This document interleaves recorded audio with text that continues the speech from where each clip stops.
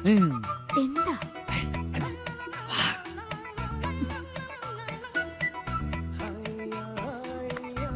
എന്തായിരുന്നു? ഏയ് അത് ചുമ്മാ.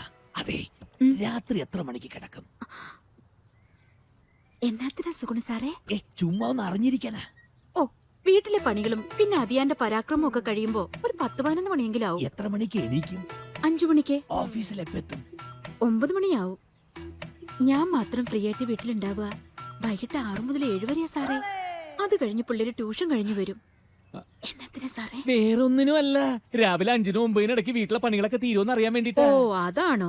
എല്ലാം തീർത്ത് 2 പിള്ളേരെ സ്കൂളിലാക്കിട്ടാ ഞാൻ വരുന്നേ. ഇതെങ്ങനെ സാധിക്കുന്നു എന്റെ അന്നമ്മേ? ഓ, അതൊക്കെ ഒരുപാട് കാലത്തെ ശീലങ്ങളല്ലേ സാറേ. അത് ഞങ്ങള് പെണ്ണുങ്ങൾക്കൊരു താളാ. അപ്പൊ അത് പറ.